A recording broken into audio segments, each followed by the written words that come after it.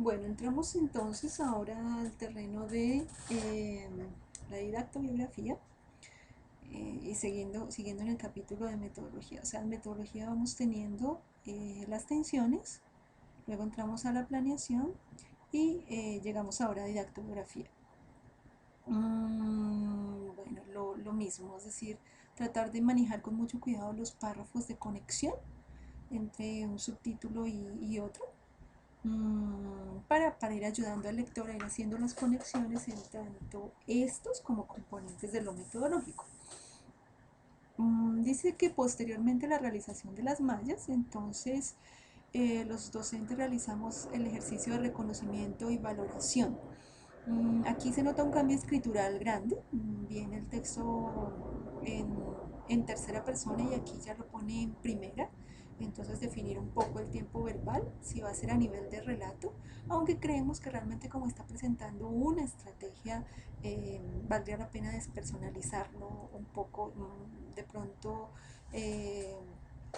tocar este punto cuando se presenten los ejemplos vividos desde el aula para nosotros, pero ni siquiera en título personal, sino como experiencia del aula,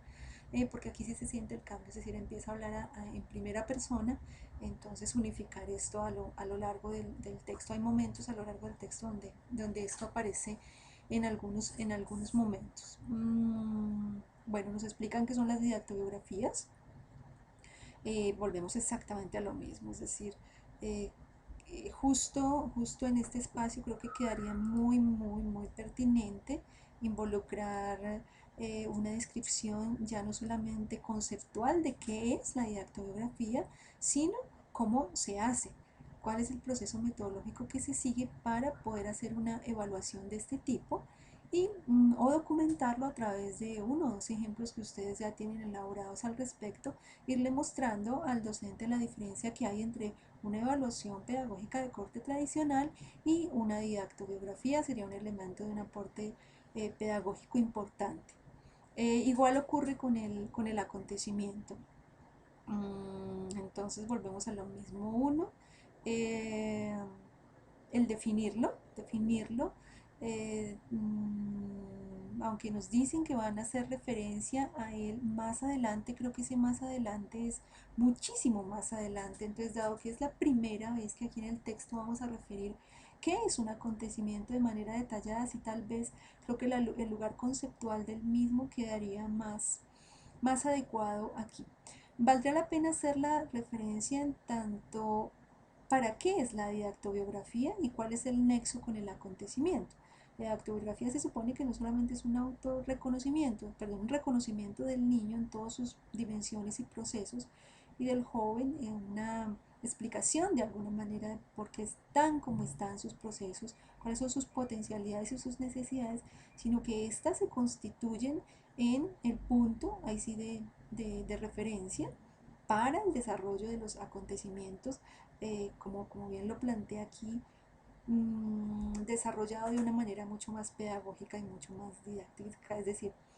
por ejemplo, tomar una característica puntual de un chico desde una didactografía y aquí a través de un ejemplo de acontecimiento mirar cómo ese aspecto en particular se potenció, se desarrolló, se amplió, se enriqueció, es decir, como que el maestro pueda ver el nexo entre los dos elementos, y no creo que termine dejando la didactografía como un simple elemento evaluador en un momento del año y los acontecimientos totalmente desligados de ella. Entonces creo que desde aquí valdría la pena mostrar metodológicamente cómo funciona una en relación con la otra.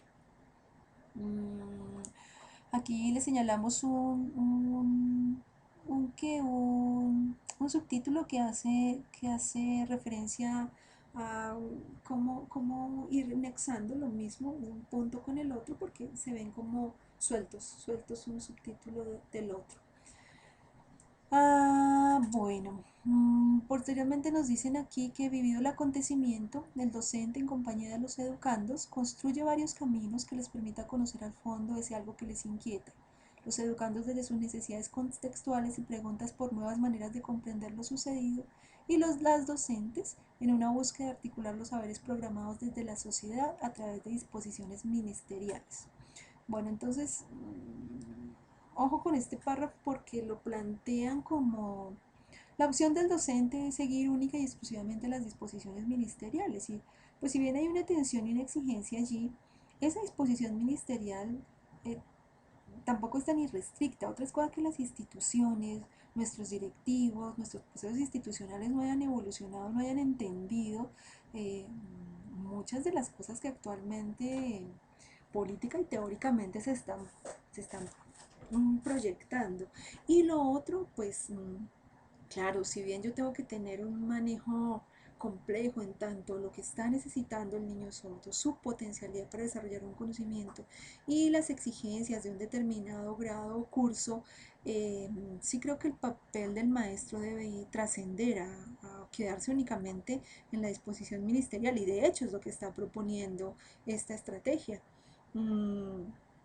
entonces, creemos que el párrafo queda allí como muy suelto y solo viene como después el hecho de decir es posible hacer algo con eso. Pero sí, creo que de entrada para cualquier maestro hay que señalarle que la opción es salir de la disposición ministerial. Pero además, no sé, es que me queda muy sin argumento cuál es la disposición ministerial. ¿No? Porque creo que la disposición es más institucional, más curricular, más de quien determina esto en una institución, pero no tanto desde el ministerio. Es decir, si yo me voy a alineamientos y a los procesos institucionales tengo autonomía para programar muchas de mis cosas y particularmente ahora en tanto las políticas de poblaciones vulnerables, donde se han abierto todas las posibilidades didácticas flexibles con todos y sus debilidades, pues yo sí creo que uno debe aprovechar ese tipo de discursos para justo meter la particularidad del sordo y la particularidad de los procesos pedagógicos de allí. Entonces, yo realmente creo que es un juicio de valor que no necesariamente podría uno otorgárselo a la competencia ministerial, sino más a la poca comprensión que se tiene de lo que se ha avanzado y a la forma como las instituciones están exigiendo el cumplimiento de ciertos planes curriculares. Pues no sé, revísenlo, pero igual creo que no sería tan justo decir esto. eh, y más como que los docentes se queden únicamente en esta búsqueda. También creo que hay en el país muchos docentes que están trascendiendo estas búsquedas, estos saberes programados y están generando asuntos interesantes desde la pedagogía. Creo que deberíamos plantearlo más desde cómo debiera ser en términos pertinentes para el educando sordo. Mm, bueno, volvemos aquí a otro asunto. El acontecimiento, sobre todo, asombro para el maestro, por tanto no puede ser programático, pero ante la incertidumbre, tanto docente como discente se dan a la tarea de intentar comprenderlo. En este sentido, el educador rompe con el estilo transmisionista para ponerlo en el lugar de conocedor y constructor como par con el educando. Entonces, volvemos a lo mismo, es decir, perfectamente cierto desde la pedagogía, perfectamente coherente desde el enfoque que ustedes están planteando, pero sí es necesario ponerle al profesor de sordos una responsabilidad muy puntual dada la complejidad de sus procesos lingüísticos, educativos y sociales. Es decir, este sería el papel ideal de cualquier maestro para cualquier estudiante, con los tiempos y las posibilidades necesarias que da el contexto escolar para hacer este tipo de exploraciones. Pero los tiempos y los contextos que ofrece el contexto escolar para los estudiantes sordos y la situación particular de él, sí creo que ponen, bueno, también en el caso del otro maestro, pero particularmente para el sordo, si tal vez uno lo deja así, discúlpenos el temor, pero es por lo que hemos visto en el país de lo trivial que se vuelve la práctica con los estudiantes sordos. eh, es necesario señalar su responsabilidad frente a la complejidad de la historia social y lingüística que él vive. Es decir, que si bien hay que marcar diferencias significativas entre el rol del docente y el rol del estudiante en este marco del acontecimiento. Claro, es una relación equitativa, armónica, exploradora, investigativa, por supuesto, pero eso no lo despoja de su responsabilidad de tener mayores elementos prácticos, didácticos, de documentarse profundamente sobre los hechos que están sustentando el acontecimiento, de organizar y planificar los discursos de la manera más coherente pensando en los procesos de adquisición de primera lengua, en justo reconocer que las interacciones con cada uno de esos estudiantes requieren unas actuaciones comunicativas muy particulares de él, y esto requiere ser pensado, esto requiere ser reflexionado, requiere ser planificado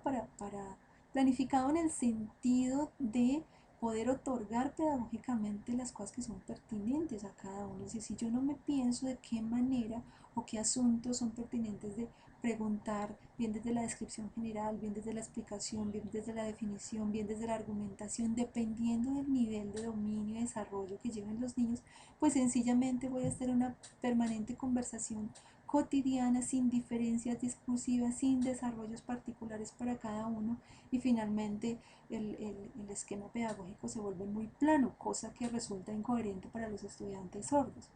Entonces sí es importante, queremos señalar aquí como esa particularidad. Sí estamos en un lugar equitativo de no poder, donde ambos vamos a explorar el conocimiento, pero donde él sí,